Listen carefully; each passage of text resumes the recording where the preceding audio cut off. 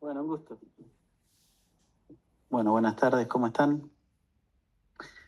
Vamos a ver un poco la mirada del urólogo hacia lo que los médicos clínicos tienen que saber sobre la litiasis, el tratamiento mínimamente invasivo de la litiasis. Es importante primero destacar que la litiasis es una patología que está en aumento y además tiene una alta recurrencia, es decir, un paciente que forma piedras o tiene un cólico renal. ¿Alguno tuvo un cólico renal de ustedes? Levante la mano. Uno, dos, tres, cuatro, cinco. Bastante, ¿eh? Eh, Así que es una patología muy prevalente, muy frecuente y con alta recurrencia. Entonces, más o menos la mitad de los pacientes que tienen un evento litiásico tienen a los 5 años un nuevo evento litiásico. Esto es importante, sobre todo para los que levantaron la mano, sepan lo que están en ese porcentaje. Es como tirar la moneda al aire, la mitad no vuelve a tener problemas en su vida, la otra mitad sí. Y en la guardia tiene un alto impacto también, me imagino que muchos de ustedes harán guardia, así que es muy importante. Y como bueno, todo un poco ahora se está estudiando cada vez más, el síndrome metabólico y la obesidad influyen mucho, de hecho los tratamientos modernos para estas patologías también reducen la incidencia de litiasis, así que es algo que ahora se está viendo cada vez más. Bueno, ¿qué es la litiasis? Son cálculos que se forman dentro de la vía urinaria, que habitualmente se presenta con obstrucción, que esto es el famoso cólico renal, con dolor lumbar o molestias lumbares, con infección o con hematuria, son los síntomas más comunes que puede traer una litiasis. Y el cólico, que es quizá lo que más frecuentemente se ve, es este dolor lumbar que se irradia hacia adelante, que va hacia el muslo, va hacia los genitales y que muchas veces decimos el que lo diagnostica es el que anota a los pacientes en la guardia porque es bien patognomónico, un paciente tiene un cólico, casi que viene gritando tengo un cólico renal, eh, se asocia a náuseas y vómitos y un paciente muy ansioso, muy desesperado y que siente que se está muriendo. Es uno de los peores dolores que uno puede tener. Peor, hay mujeres que tienen parto y cólico renal y prefieren toda la vida tener otro parto antes que el cólico renal. De hecho, hay un capítulo de Friends donde Phoebe está pariendo a los trillizos y Joey también tiene un cólico renal y al mismo tiempo están los dos en la guardia y está muy bien logrado los síntomas parecidos de los dos. ¿Cuál es lo importante que ustedes tienen que tener en cuenta en un paciente que tiene una litiasis? Lo más importante es la infección, porque una infección producto asociada a una obstrucción renal es realmente un cuadro agudo que requiere que venga el urólogo, ¿sí? A la guardia, cosa que no siempre es muy fácil para los que están en la guardia, pero ahí es donde ustedes se tienen que poner insistentes porque son los pacientes que pueden terminar mal, pueden terminar con una sepsis, con una mortalidad alta por una piedrita que se resuelve con un procedimiento poco invasivo. ¿Y por qué pasa esto? Bueno, también obviamente en un riñón único, una piedra que obstruye este riñón va a hacer que el paciente entre en una anuria. Un paciente que ya tenía una insuficiencia renal deteriora con la obstrucción que produce la piedra. O bueno, un paciente que no le calma el dolor, también es otro de los motivos por los cuales hay que llamar al urólogo. Pero todos estos motivos son o se resuelven de la misma manera, aliviando la obstrucción, ¿sí? Y sobre todo con la fiebre me interesa recalcar que si uno no desobstruye ese riñón, por más antibiótico que le demos, nunca le va a llegar el antibiótico a donde tiene que llegar. Entonces es fundamental o colocar un catéter doble J o colocar una nefrostomía en la guardia para que el riñón empiece a filtrar de nuevo y el antibiótico llegue, para que el dolor ceda si no le pueden calmar con analgésicos, o para que vuelva a mejorar la función renal si lo que había pasado era un deterioro de la función renal. ¿Cómo hacemos el diagnóstico en la guardia? Bueno, siempre pedir una orina completa. Les recalco acá, por favor, siempre pidan urocultivos en la guardia. Es el momento para detectar las infecciones urinarias. La definición de infección urinaria es síntomas de infección urinaria, de cistitis, más bacterias en la orina.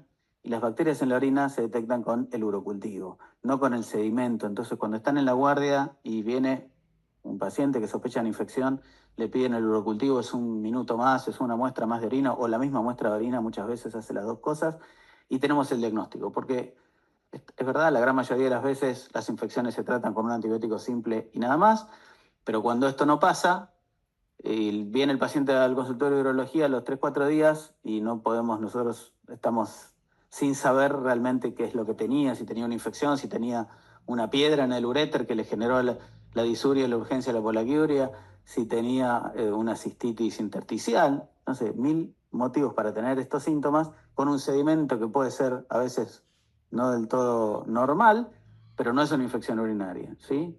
Y ni hablar de las bacterias resistentes. Así que les recalco también esto muy importante, cuando vayan a indicar un antibiótico en la guardia por una infección urinaria, entre en el urocultivo. No cuesta nada, no es un costo económico tampoco importante, y sí es un rédito muy alto, muy bueno para el diagnóstico de esto. Bueno, después la urea de la creatinina, por lo que vimos que el deterioro de la función renal es un signo de alerta, un hemograma y un coagulograma.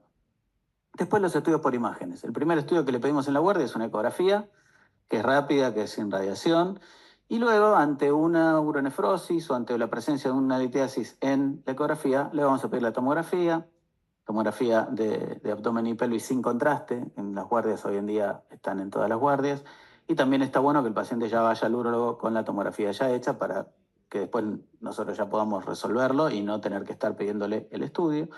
Y a veces ayuda una radiografía, sobre todo la radiografía sirve para un seguimiento de estos pacientes, ¿sí? Si la piedra tenemos la suerte que se vea en la radiografía, va a ser mucho mejor cuando queremos controlarlo, hacerle una placa y no otra nueva tomografía que equivale en cuanto a irradiación a 50 radiografías. Así que mejor seguirlo con una radiografía y vamos a estar bien. Y lo que les digo es pedir la tomografía, porque la tomografía es el estudio que cambió el diagnóstico de la litiasis, nos va a permitir ver todo tipo de piedras, nos va a permitir ver todo tamaño de piedras. Hoy en día los tomógrafos son todos helicoidales, multislice, que hacen cortes de 1 milímetro, así que ninguna piedra se nos va a quedar afuera. Y además tienen para el urólogo un montón de otras cuestiones. Sé que tuvieron recién una charla de esto, o probablemente les hayan hablado, de las unidades Hounsfield, que es un signo de la dureza que tiene la piedra, de la importancia del tamaño y de la localización de la piedra, y de la anatomía, no solo de la vía urinaria, sino de los órganos adyacentes. Así que todo esto lo vamos a saber con la tomografía, y es el estudio que hacemos. No hace falta que tenga contraste inicialmente, así que podemos pedirla sin contraste. Es un estudio que tarda 3 a 5 minutos. En una inspiración profunda se adquieren las imágenes y tenemos toda la información. Ahora bien, no todo paciente que tiene litiasis se opera inmediatamente. Lo que yo le mencioné en la guardia, sí, son pacientes que requieren una intervención, pero un paciente que viene al consultorio con un hallazgo de una litiasis en una ecografía, no es imprescindible salir corriendo a operarlo, podemos observarlo. Podemos hacer incluso en el uréter este tratamiento médico expulsivo. Tratamiento médico expulsivo es manejar el dolor. Típico paciente viene a la guardia con el cólico, le calmo el dolor, le hago la tomografía, tiene una piedra en el uréter, no es muy grande. Entonces le planteo tratamiento médico expulsivo. ¿En qué consiste? En analgésicos y las famosas pastillas del abuelo, que es la tamsulosina, la medicación que toman los hombres prostáticos grandes, que relaja la próstata y también relaja el piso de la vejiga y el uréter distal, así que lo usamos en mujeres, hasta en embarazadas. Hay, si bien es un uso totalmente off-label, pero se indica para la relajación del uréter distal y del trígono, que ayuda a expulsar las piedras. Ahora, ¿cómo elegimos nosotros cuando viene un paciente qué tratamiento darle? Y acá es muy importante considerar los factores que les dije yo, la dureza de la piedra, la ubicación, todo, pero fundamentalmente, y para ordenar un poco, el tamaño. Entonces, piedras chicas, se habla de las litiasis menores a 5 milímetros como litiasis viables, son piedras que eventualmente, si están en el riñón, pueden no molestar, quedar ahí, incluso ser eliminadas tomando líquido y con algunas medidas que podemos hacer.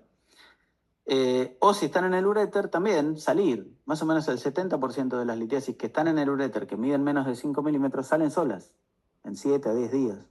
Entonces es importante también tener en cuenta esto, no salir corriendo a hacer intervenciones que no son necesarias por una piedrita muy chiquitita que el paciente va a expulsar.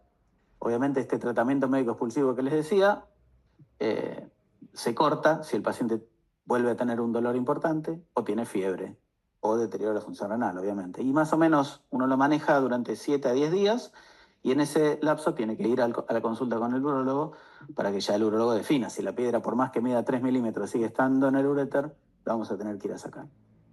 Después, las piedras más grandes, ya tenemos que empezar a individualizar, y cuando son piedras mayores a 10 milímetros o mayores a 20 más todavía, se requiere sin duda algún tratamiento, que ahora la idea es ir recorriéndolos y viéndolos. Pero básicamente eso es importante, el diámetro máximo.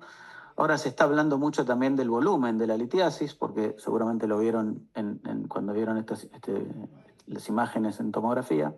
Una litiasis no es siempre una canica o una figura esférica, ¿no? Muchas veces tienen formas raras, adquieren las formas del cáliz, tienen prolongaciones, entonces en un eje uno la mide como algo chiquito, pero si uno lo mide en el otro eje es mucho más grande, entonces cada vez más se le da trascendencia al volumen, que también es un gran tema porque no siempre es fácil de calcular el volumen porque son formas geométricas muy, muy raras, ¿no? Pero bueno, como lo que dicen las guías habla del diámetro máximo, es lo que seguimos usando. Entonces, diámetro máximo menor a 5 se puede esperar, mayor a 5 seguramente algún tratamiento le vamos a dar. Entre 5 y 10, bueno, depende. Si el paciente tiene en el riñón una piedra de 8 milímetros y la tiene hace muchos años y no le molesta y no le da síntomas, también se puede controlar. También es controversial porque hay quien dice, bueno, esa piedra si llega a bajar por el uréter le va a dar un cólico y mejor tratarla en el riñón con tratamientos menos invasivos que esperar a que tenga el cólico cuando está de vacaciones o está en algún lugar o un domingo a la noche.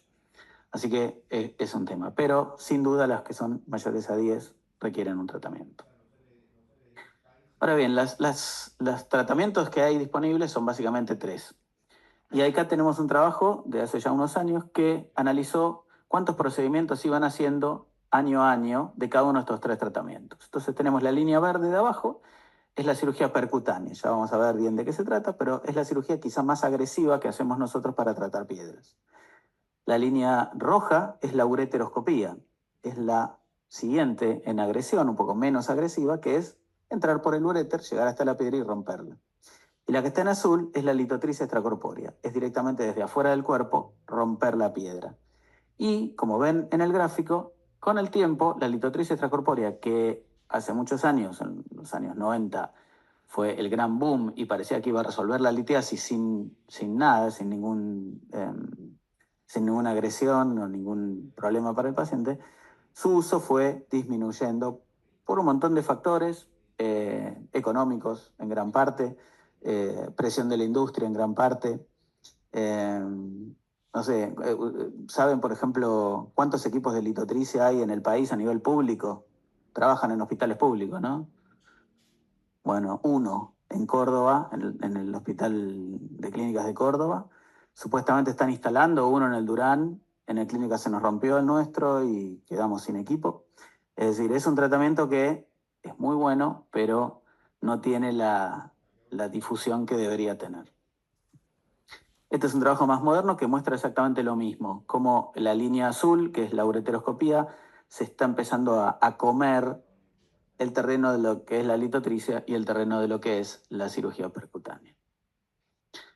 Y vamos a ver un poco qué son estos tratamientos. Uno que les mencioné es la litotricia extracorpórea. Este es un tratamiento que se inició en los años 80 en Alemania, es un desarrollo militar, como muchas de las cosas que vienen después a la medicina. Estaban tratando de desarrollar algún arma que atravesara los blindajes. Como no tenía el poder suficiente, terminaron viendo que podía romper una piedra atravesando el tejido. Entonces uno tiene que ubicar la piedra en un blanco que tiene el equipo. Los equipos tienen o rayos X, digamos, fluoroscopía, o un ecógrafo. Entonces uno identifica la piedra, mueve la camilla del paciente hasta ubicarla en el lugar donde está el blanco marcado, y ahí comenzás con los disparos. Los disparos atraviesan los tejidos sin dañarlos, o dañándolos pocos, tienen una zona blanco que sí puede llegar a dañar el tejido, y fragmentan la piedra, y como está en ese dibujo, los pedacitos deben salir por el uréter, ¿sí?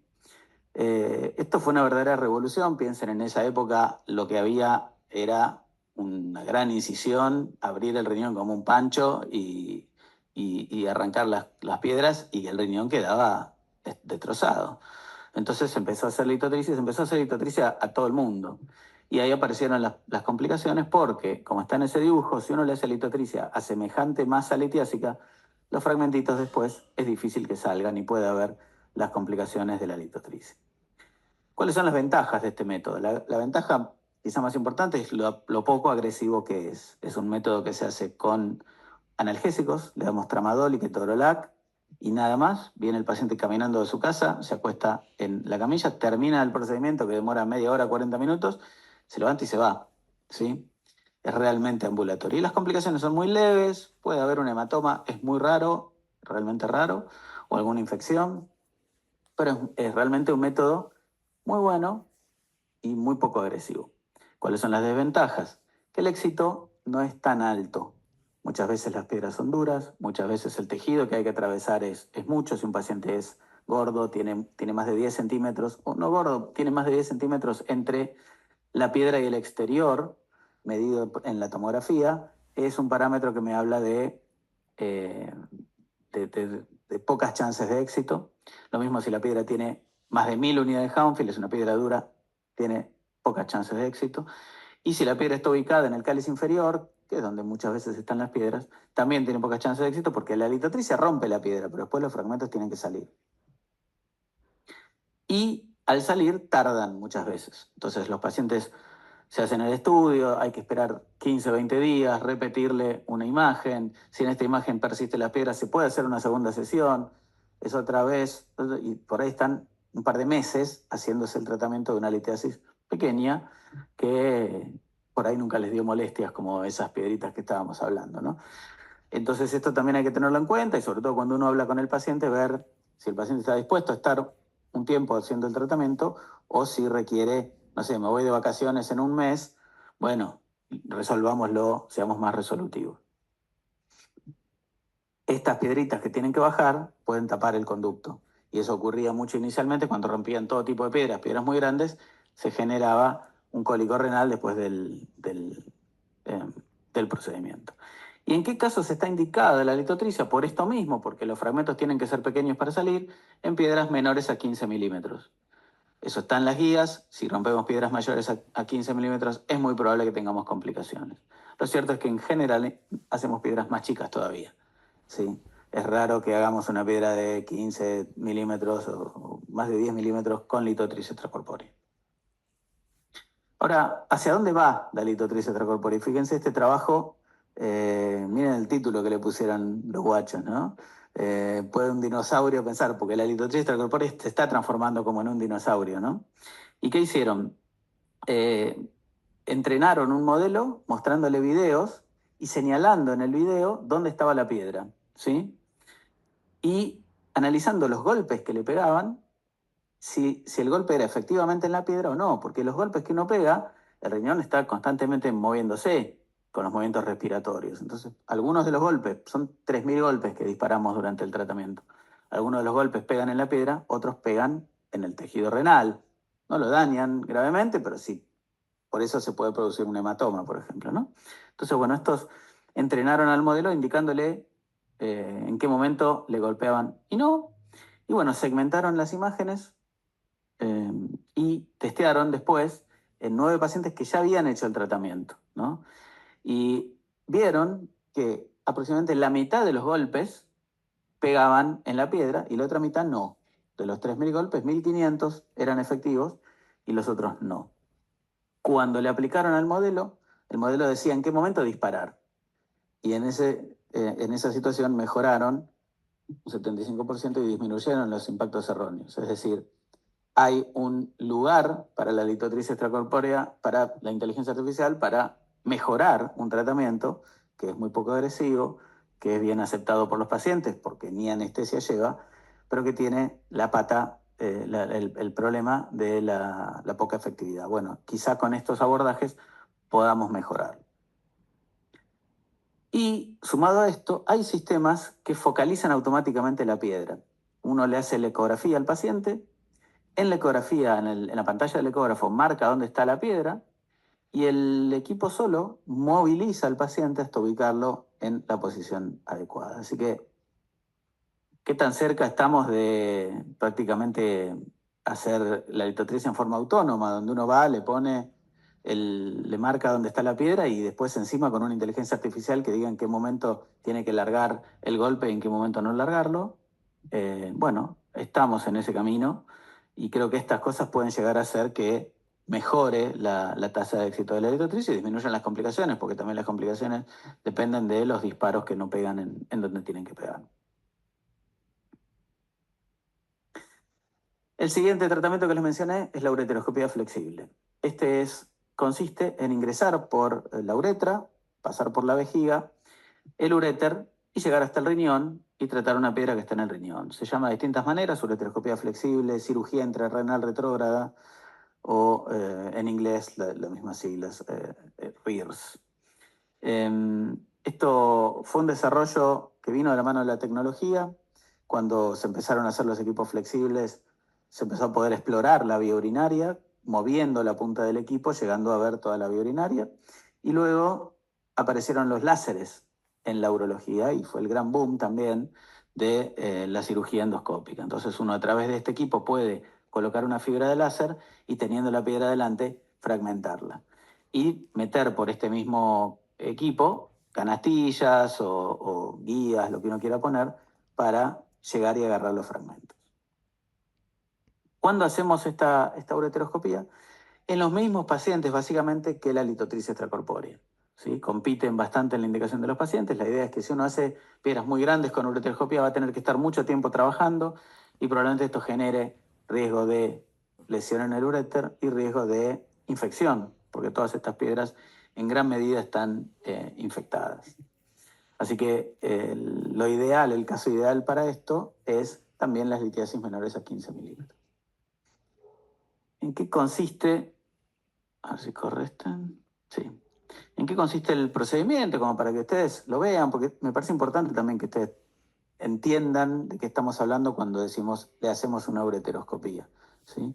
Tenemos que entrar a la vejiga, tenemos que colocar una guía y una segunda guía, que es esa negra, nos abre el uréter. ¿Mm? Como si fuera un tren que discurre por unas vías, nos permite ingresar al uréter y llegar hasta donde está la piedra. En este caso tenía el paciente una litiasis en el uréter, bastante impactada. Fíjense que la primera guía pasó, la segunda guía directamente no pasa. Entonces en este caso se colocó la fibra de láser por este equipo que mostraban recién, que es un ureteroscopio rígido, semirrígido todavía. En el uréter se usa un equipo rígido. Y entonces colocando esta fibra de láser se llega a la piedra y el láser va fragmentando la piedra. ¿Mm? Es bastante divertido, es mucho más divertido que hacer litotripsia extracorpórea. Uno le parece que está jugando al Fortnite más o menos cuando estás rompiendo la piedra. Si estás haciendo litotripsia extracorpórea, estás apretando un botón así sin hacer nada durante media hora y bueno, también parece bastante aburrido. Acá te sentís, no sé, Luke Skywalker rompiendo con el láser. Y bueno, va fragmentando la piedra hasta liberar el uréter y poder pasar esta primer piedra que tenía en el uréter el paciente. Y ven cómo queda todo ese polvillo que después es orinado. Una vez que lo fragmentamos, bueno, acá se coloca una vaina, nada, un detalle técnico que no importa, y a través de esa vaina se coloca el ureteroscopio flexible. Y el ureteroscopio flexible, la ventaja que tiene justamente es que nos permite maniobrar adentro del riñón. El rígido sirve para el uréter porque uno va derecho. Cuando llegas al riñón necesitas doblar y ahí puedes hacerlo con estos equipos. Este equipo que tenemos ahí es un equipo un poco antiguo y eran muy costosos estos equipos, ¿sí? Entonces había pocos y se hacía poco este procedimiento. Las curvas que van subiendo y que van mostrando que se hacen cada vez más tienen un poco que ver también con la actualidad, que se utilizan equipos descartables, ¿sí? Y muchas veces pagados por la cobertura del paciente, digamos. Entonces, uno puede, sin necesidad de hacer una gran inversión inicial, hacer este procedimiento con un equipo flexible que va a permitir ver el riñón por dentro, como están viendo ahí, ver la piedra y fragmentarla. Con el mismo láser, la fibra del láser sí se puede doblar y transmite la energía hasta donde uno la apunta. Y ven cómo vamos rompiendo la piedra en pequeños pedacitos, se va pulverizando. Y después por ese mismo lugar por donde sale la piedra podemos tomar un fragmento con una canastilla, porque siempre es importante analizar la composición, ¿sí?, de la litiasis.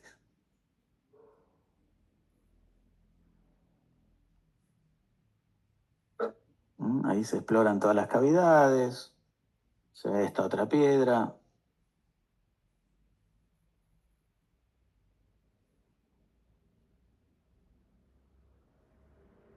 Es una cirugía endoscópica, es una cirugía que no tiene ningún corte externo, que se tolera muy bien por el paciente. Es verdad, se hace en quirófano, no es como el equipo de litotricia que lo tenemos en una sala y va sin anestesia, pero esto la verdad que es también muy poco agresivo, ¿no? Ahí estamos explorando el resto de las cavidades.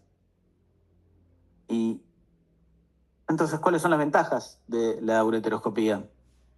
Esto, que es una cirugía endoscópica. Por la vía natural estamos resolviendo un problema sin tener que hacer ninguna incisión. Que es ambulatoria, la cirugía se hace, el paciente se recupera un par de horas y se va a su casa ese mismo día, ¿sí? Sí, requiere una cierta curva de aprendizaje, tiene su complejidad, pero no es tampoco una intervención muy compleja como por ahí sí es la cirugía percutánea, que es un poco más difícil de hacer, ya requiere una cierta habilidad o entrenamiento que no todos los urólogos tienen. La ureteroscopía hoy en día se ha transformado prácticamente en algo cosa de todos los días. Con esto que les digo, que los equipos son descartables, baratos, fáciles de adquirir o de que la obra social lo autorice y, bueno, los urólogos lo hacen. Los materiales que se usan, entonces, al ser descartables, permiten esto y la efectividad es muy alta. Ahí la mayoría de los trabajos hablan de casi un 90% de tasa libre de cálculos después de la ureteroscopía. ¿Cuáles son las desventajas de esto?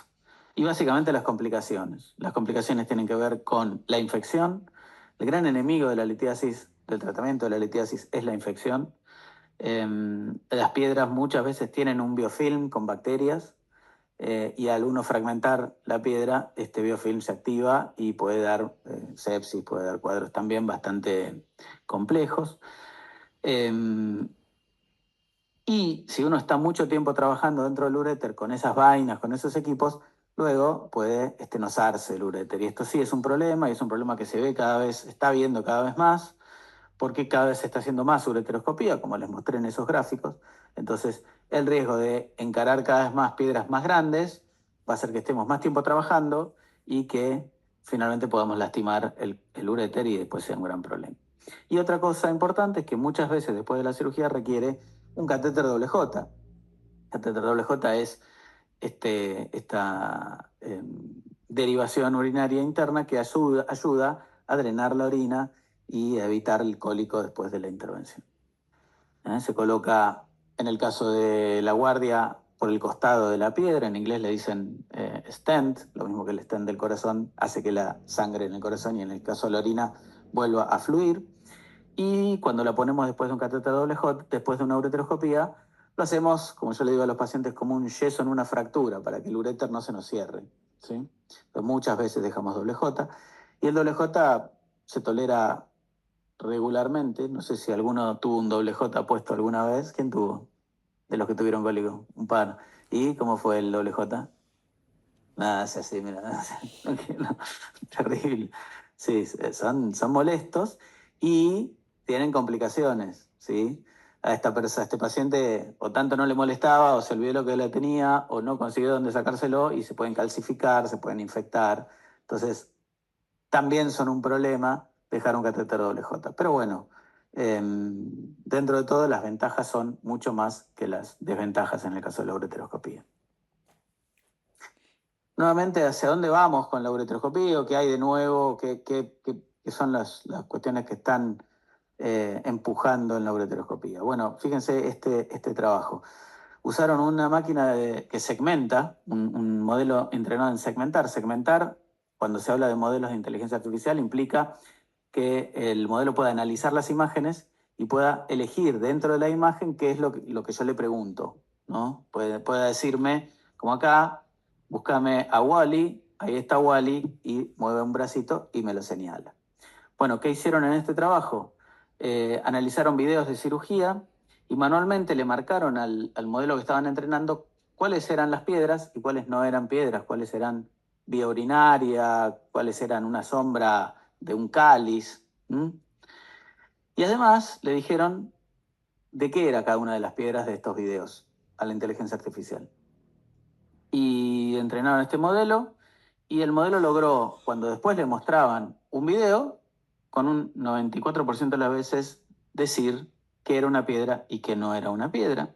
Y pudieron clasificar o arriesgar de qué era la piedra también. En un 60% de las veces acertaban y cuando eran de un determinado tipo, de calcio monohidrato, llegaban al 84%, pues estas son piedras bastante, se las ve bastante claramente. Entonces acá están los dibujitos, se marcaba dónde estaba la piedra y la inteligencia artificial iba diciendo, bueno, acá adelante hay una piedra, acá no hay una piedra. Y esto se presentó el año pasado en un congreso en Estados Unidos. Es una máquina que detecta cuando adelante tiene una piedra y para de disparar el láser. Del lado derecho ven con este modo activado, ven cuando llega al final de este fantoma, de esta cosa que simula una piedra, automáticamente para de disparar. Del otro lado sigue disparando. Entonces imaginemos también en un futuro la conjunción de estas dos modelos, estas dos inteligencias artificiales, que permitirían no solo identificar dónde está la piedra, identificar la composición de la piedra. La composición de la piedra influye un poco, o influye bastante, para elegir, por ejemplo, el seteo del láser. Cómo seteamos el láser tiene distintos parámetros que nosotros podemos modificar. Según la composición de la piedra, elegimos uno u otro seteo. Bueno, utilizando esta inteligencia artificial, el seteo ya podría venir automático, porque la inteligencia nos dice, esta piedra es dura, rompela con un seteo de piedra dura. Y además, yo aprieto el pedal, me dice, no, acá no hay una piedra adelante, y no dispara directamente el láser, no lastima al riñón. Así que hay un montón de avances que están apareciendo en este sentido. Y finalmente la cirugía percutánea. La cirugía percutánea está indicada en los cálculos grandes, los cálculos coraliformes que le decimos, en general más de 20 milímetros. Esto consiste en pinchar el riñón, dilatar el trayecto y llegar hasta la piedra y verla y romperla. Entonces tenemos que poner una aguja donde está ubicada la piedra, habitualmente guiado con un ecógrafo o con fluoroscopía, y luego dilatar, como está en ese dibujo, pasar como con técnica de Seldinger, pasar distintos dilatadores hasta llegar a un trayecto que elijamos y meter un nefroscopio, como está en esa foto, y a través del nefroscopio romper la piedra con distintas tecnologías. Ahí estamos rompiendo con un equipo neumático, hay otros equipos láseres, y finalmente sacar con estas pinzas los fragmentos, ¿sí? Esta cirugía es un poco más agresiva porque ya ahí requiere hacer una incisión no solo en la piel, en los distintos tejidos, sino llegar hasta el riñón y cortar el riñón también, y llegar hasta la vía urinaria, ¿sí?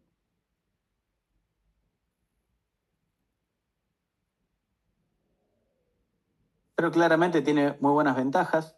Una es que en piedras grandes, mayores de 20 milímetros, es el gold standard y es la intervención que nos permite tener mejor chance de que el riñón quede libre de piedras. Porque yo estoy entrando al riñón y puedo navegar por dentro del riñón y veo la piedra y la voy fragmentando y voy sacando los pedacitos con una pinza. Cercana al 90%. Ahora, tiene también grandes desventajas y estas desventajas son las que hacen que en el mundo la gente esté optando más por hacer ureteroscopías que por hacer percutáneas. Una de ellas es la internación, habitualmente son pacientes no son ambulatorios, si bien en algunos casos se pueden hacer ambulatorios, la mayoría no son ambulatorios. Y el gran tema es las complicaciones.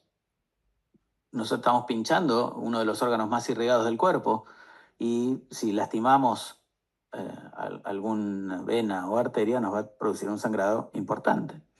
También podemos infectar al paciente, por lo mismo que les decía antes, cuando estamos entrando al riñón y hay orina infectada o orina pegada a las piedras, puede producirse un cuadro de sepsis. Y además tenemos que esquivar el hígado, el vaso, el colon, que pueden estar a veces interpuestos. Por eso es tan importante también la tomografía, para asegurarnos de que no haya ningún órgano por donde yo quiero meter la aguja, ¿sí? Claramente esta técnica es la que más difícil es y la que más entrenamiento requiere, pero también para piedras grandes es la más efectiva. ¿Cómo nos puede ayudar las nuevas técnicas a hacer mejor la cirugía percutánea? Bueno, miren este trabajo que entrenaron un brazo robótico directamente ya, no es un software, esto es un brazo que se mueve autónomamente y tenían un ecógrafo y el brazo elegía dónde punzar en un fantoma, ¿no? Y compararon las punciones que hacía este brazo, que se iba como autocalibrando, con punciones que hicieron un grupo de urólogos expertos, ¿sí? El robot logró entrar al riñón en un 100% de las veces, comparado con un 70% de los expertos guiados por ecografía.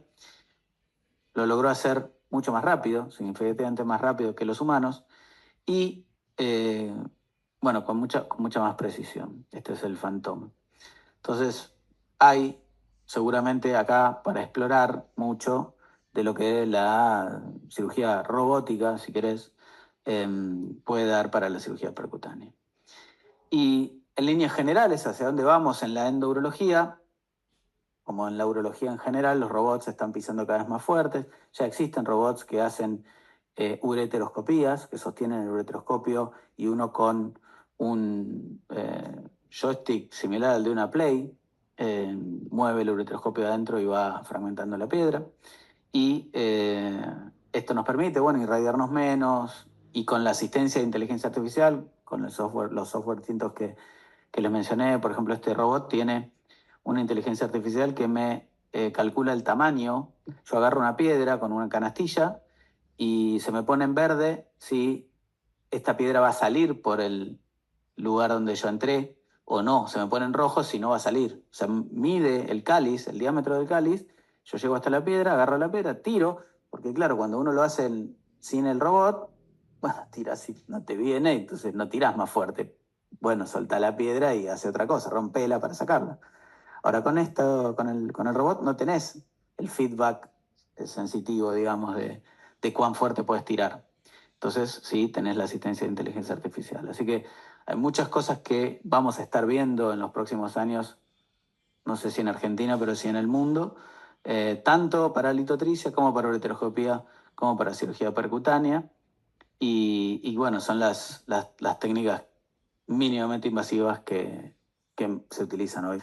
Hoy en día la ureteroscopía está cada vez más impulsándose y con desarrollos tecnológicos de ureteroscopios más finos, ya son cuestiones más técnicas, pero se está tendiendo, y aparte es razonable que si uno puede resolver por adentro de la vía natural algo y evitar pinchar al riñón, y va a ser mejor. Lo que pasa es que tampoco hay que lastimar el uréter en ese camino, ¿no? Entonces, vos me decís 18 milímetros. Bueno, hay un montón de otras cuestiones a considerar en esos 18 milímetros. No es solo el tamaño. Si la piedra es blandita, y capaz que con un ureteroscopio la puedo fragmentar rápido y los fragmentitos van a ser chiquititos y van a salir solos. Si la piedra es más dura, me va a costar más. Si la piedra está ubicada en una zona donde yo la voy a poder acceder fácil con una cirugía percutánea, probablemente le indique una cirugía percutánea. Corro el límite de la percutánea hacia abajo y le hago una percutánea. Si la piedra está en una posición al revés, que me va a ser dificultoso para la ureteroscopía, puntualmente el cáliz inferior, es un lugar donde a veces cuesta llegar con el ureteroscopio, porque si bien el ureteroscopio es flexible, yo a veces les digo a los pacientes, es como entrar a una casa y tenés el baño, tenés la cocina, tenés el otro cuarto y capaz que entrar al baño te cuesta. Ahí uno dice, bueno, no es tan grande la piedra, pero le hago una percutánea. O viceversa, una piedra más grande, pero en una posición óptima, el cáliz superior. para entrar con el ureteroscopio y romperla sin hacer nada. Y en cambio, si yo quiero punzar el cáliz superior, tengo que tener cuidado con la pleura, tengo que tener cuidado con el hígado, con el vaso. Bueno, me oriento más, bueno, digo, no, en este caso le hago la flexible. Pero bueno, el tamaño es lo que figura hoy en día todavía en las guías, como para ayudar a tomar la decisión. ¿Sí? Bien, buena pregunta. En las guardias hay como una cuestión así que quedó, no sé de cuándo, del famoso Nero 40. No sé si lo usan. El Nero 40 es como la magia del cólico renal. Y no sé por qué. Es una cuestión de marketing, de transmisión oral entre las enfermeras de la guardia, porque ni siquiera los médicos lo recomendamos. No sé ni qué es el Nero 40. Y no, la verdad que no figura en ninguna guía ni en ninguna cosa. Sí, decime. Claro, antes era el Nero 40. La guardia, no, un cólico renal. Busca el Nero 40, anda a buscar al fondo del cajón el Nero 40. Es un antiinflamatorio no esteroideo, pero habitualmente lo que hay que hacer con un paciente con un cólico primero es calmarle el dolor. Como te dije, el cólico se diagnostica, lo diagnostica el que anota, te llama y te dice, che, hay un paciente con un cólico. Vos le pones un suero y le das antiinflamatorios no esteroides en primer lugar, pero potentes, diclofenac, ketorolac, ¿sí?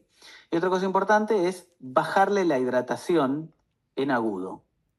La litiasis, la prevención de la litiasis, lo más importante para la prevención de la litiasis es la hidratación, ¿no? Un paciente con litiasis tiene que tomar 2 litros de agua por día y eso le decimos a todos los pacientes. Ahora, en el momento del cólico, tiene que suspender los líquidos o tomar según la sed, pero no hiperhidratarse. Está lleno de pacientes que tuvieron un cólico y cuando vuelven a tener cólico dicen, el doctor me había dicho que tome agua. Viene con la botellita a la consulta, ¿viste? La pone la botellita ahí arriba del escritorio y vos le decís que ahora estás tomando el agua. Tendrías que haber tomado el agua hace 3 años, no ahora. Entonces, en agudo, antiinflamatorios, diclofenac, ketorolac, plancito a 7 gotas. ¿Por qué? Porque el dolor se produce por la obstrucción. La obstrucción dilata la vía urinaria hacia arriba y distiende la cápsula renal y libera las prostaglandinas. Si yo le doy hiperhidrato o le pongo el suero y le dejo abierto el suero a goteo libre, el riñón va a querer filtrar ese líquido de más que está recibiendo y va a competir con la analgesia y va a doler más. ¿Sí? Si no le calma con los analgésicos estos, ya escalamos a opiáceos. Tramadol, meperidina, morfina. Hay que calmar el dolor. Una vez que le calmas el dolor o un poco le calmas el dolor, puedes hacerle la ecografía, la tomografía. Y después otra cosa que en las guardias es re común es la buscapina. La buscapina es como el caballito de batalla, ¿viste? Dale la buscapina. Al infarto le dan buscapina, a la gastritis le dan buscapina, todos los pacientes que van a la guardia se llevan una buscapina.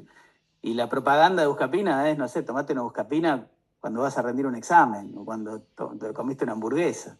Entonces, siempre también les digo a los alumnos, ¿no? Cuando algo tiene mucha propaganda es porque tan bueno no debe ser. No usen buscapina para el cólico renal, no hay receptores de este antiespasmódico, no hay un espasmo en el cólico renal, no hay nada, hay que sí relajar la vía urinaria con la tamsulosina.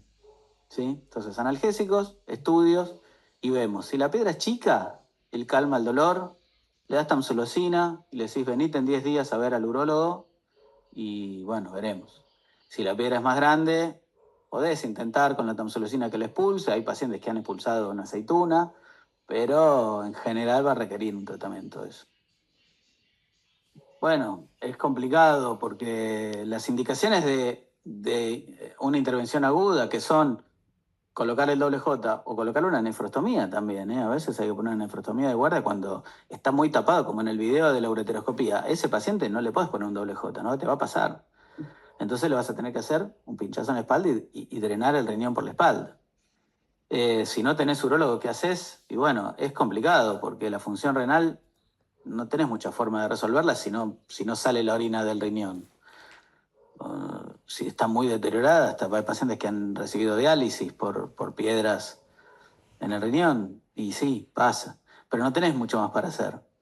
Esto de la tamsulosina, pero nada. Y bueno, ahí también tenés que tener cuidado con los analgésicos que usás. Entonces, bueno, pasar directo a los opiáceos y ver ver qué haces. Pero básicamente lo que tenés que hacer es eso, drenar el riñón, sí. No, a ver, es importante si es agudo o crónico, si es un paciente que tiene una insuficiencia renal medio crónica, exacerbada por el cólico, lo va a bancar mejor que un paciente que en forma aguda o un monorreno que se tapa con una piedra o uno que tiene la mala suerte de tener litiasis bilateral. Y son cuadros graves porque una anuria brusca genera grandes complicaciones, urgentes. Entonces, bueno, ahí sí estás complicado si no tenés el urólogo. Y tampoco los cirujanos ahí de la guardia van a poder resolver mucho esto. Sí, básicamente lo importante cuando es una piedra grande es ver qué tanto funciona ese riñón. Entonces eso lo podés ver con un centellograma renal. Centellograma es un estudio de medicina nuclear donde se le inyecta un isótopo que se fija al riñón, ¿sí? DMCA en general, y me dice porcentualmente cuánto funciona cada uno de los dos riñones. ¿Sí? A veces puede ser difícil la interpretación del centellograma, sobre todo si lo que está pasando es una obstrucción. Si vos tenés un cálculo grande que tapa la vía urinaria, pero que deja fluir la orina, ahí el centellograma va a ser bien fidedigno y bien representativo. Porque si yo tengo un riñón obstruido, la, el, el marcador que yo le estoy poniendo al riñón no va a salir del riñón, me va a quedar ahí mucho tiempo y muchas veces sobreestiman la función de un riñón que no que no funciona tan bien.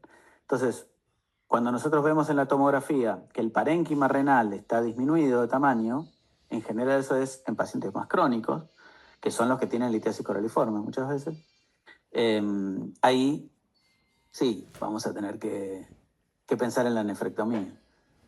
¿Y qué valor tomamos? Habitualmente menos del 20%. O sea, a los pacientes le decimos, si en el centellograma tenés menos del 20% de función en ese riñón, el otro va a tener 80%. Bueno, vale más hacer la nefrectomía que encarar todo el problema que es hacer una cirugía percutánea o varias cirugías, porque muchas veces la percutánea depende en las piedras, pero la tasa de éxito puede ser más baja. Yo les dije 90, depende. Entonces, a veces una litiasis coraliforme que voy a tener que hacer varias intervenciones, tengo que estar seguro de que ese riñón funcione. Bueno, voy a hacer todo eso para un riñón que igual no me va a funcionar. ¿Sí? Sí, atrofia o sobre todo el parénquima es lo que ves vos, la disminución del parénquima. Que de vuelta, eso se ve mucho en cálculos obstructivos. Una piedra por ahí no tan grande que tapó la unión pielo-ureteral, o una piedra en el uréter que tuvo un cólico, el paciente se le fue el dolor. Y dijo, listo, ya está, expulsé la piedra. Y no fue que expulsó la piedra, fue que el riñón dejó de pelear. El riñón responde primero con el dolor y responde con el intento de vencer la obstrucción, pero una vez que no la puede vencer, si se queda la obstrucción, deja de filtrar. ¿Sí? A las 6 semanas, hay estudios que un riñón obstruido por más de 6 semanas tiene más chances de no recuperar la función con respecto a los que tenían menos de 6 semanas de obstruido. Entonces, cuando las cosas son más crónicas, el tejido tiende a funcionar cada vez menos, es el mecanismo de adaptación. Y hay muchos pacientes que vienen con una piedrita de 5 milímetros en el uréter y una bolsa uronefrótica, y perdiste el riñón. ¿Sí? Y en la coraliforme, en general, en cambio, no pasa tanto, porque el coraliforme deja, mal que algo fluya de orina. También pasa.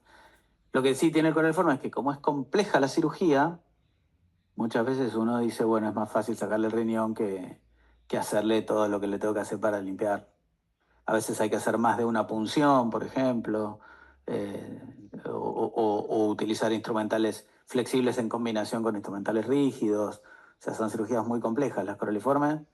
Y bueno, eh, nada, sí, ahí uno elige bien a qué paciente hacérselo. Bueno, es un muy buen tema esto. La, Como les dije y les recalqué, la fiebre o la sospecha de infección en un paciente con una litiasis, con un cólico, es un cuadro agudo complejo. Entonces, si yo le veo que tiene glóbulos blancos elevados, si yo le veo que tiene un sedimento patológico, aunque esto es tramposo porque la piedra misma te puede dar un sedimento inflamatorio y no ser una infección. Ni hablar si tiene fiebre, si tiene signos de sepsis, qué sé yo, son cuadros graves. Si no tengo sospecha de infección, si los blancos están normales, el sedimento tiene matíes y nada más, no le des antibiótico. Si quieres le pedís un cultivo. Eso sí está bueno pedirle un cultivo porque cuando el urólogo lo vea en el consultorio va a necesitar ese cultivo para saber después cuando lo opere qué antibiótico darle. Pero no se dan antibióticos así preventivos o por un cólico un antibiótico. Y si yo sospecho que tiene una infección, solo con el antibiótico no lo voy a tratar. No lo voy a llegar a tratar. Voy a necesitar, además, que venga el urólogo y que le ponga un drenaje. Entonces, bueno, siempre hay grises, siempre hay pacientes y pacientes, ¿no? Pero es riesgoso la sepsis con una litiasis obstructiva, es de los cuadros más riesgosos. Si le sumamos que sea diabético, que sea anciano, inmunosuprimido, bueno, los factores de riesgo de sepsis es un cóctel muy grave. Y los pacientes fallecen de esto, ¿eh? El que se muere por litiasis se muere por una sepsis, y que después llegas tarde y ya si se desencadena la sepsis, aunque le pongas el doble J, va a estar complicado. Y entonces, a mí lo que me gusta en general es dejarles las conclusiones para que no se queden con todas las preguntas, que siempre es medio un quilombo en la cabeza, y nos dice, bueno, ¿qué me dijo este? Ah, no, bueno, me acuerdo de lo último, bueno. Lo que quiero que se acuerden es que en la guardia hay que hacer tomografía, idealmente, y en la guardia hay que hacer urocultivo a todos los pacientes, no solo a los de los cólicos, pero sí al paciente que yo sospecho una infección, le tengo que hacer el urocultivo. Que el cuadro más complicado es la fiebre o la infección asociada a la obstrucción, y esto es una real urgencia, y tiene que venir el urólogo y tiene que drenar ese riñón. Que el tamaño y la localización es lo que un poco nos va a definir a nosotros qué tratamiento hacer, y que hoy en día, por suerte, hay una gran variedad de tratamientos mínimamente invasivos que se toleran muy bien, y que después habrá que hablar con el paciente los distintos detalles de cada uno y para dónde orientarlo. Pero la cirugía abierta, que es lo que primó durante tantos años, y les diría siglos, porque fue de las primeras cirugías que se empezaron a hacer en la historia de la humanidad, la cirugía por piedras. eh, Hoy en día la cirugía abierta está prácticamente perimida. Así que hay que buscar también que los urólogos que tengan a mano tengan estas posibilidades y bueno, eh, tomografía, urocultivo, fiebre, obstrucción, llamar al urólogo. Tamaño y localización definen entre litotriz extracorpórea, piedras más chicas, ureteroscopía es lo que más se está haciendo ahora, percutánea, piedras grandes. En eso estamos con los urólogos. Vamos a presentarles un caso clínico para terminar. Imagínense que viene a su consultorio un varón de 28 años que es bastante deportista y que tiene un cólico renal, ¿sí? Y sobre todo imagínense que este varón es Messi, ¿sí? Les cae a la guardia. Bueno, ¿qué hacemos con este paciente? Y que encima les dice, che, me tengo que ir a Japón a jugar la final de la Intercontinental. Y esto es un caso clínico real. Messi tuvo un cólico renal cuando jugó, y lo recuerdo bien, contra River, porque yo soy de River, y nos ganaron 3-0. Pidió perdón por el gol, todo. El tipo tenía una piedrita en el riñón en ese momento, ¿sí? Salieron campeones, volvieron a Barcelona y le hicieron tratamiento. ¿Y qué tratamiento le hicieron? Litotriz extracorpórea. Al chabón que puede hacerse lo que quiera del mundo en el mejor lugar y todo. Así que la litotriz extracorpórea todavía tiene lugar, aunque haya poca, aunque cueste encontrarla, tiene su lugar, funciona, y sobre todo nos dio grandes alegrías, así que anulo mufa para este año. Muchas gracias.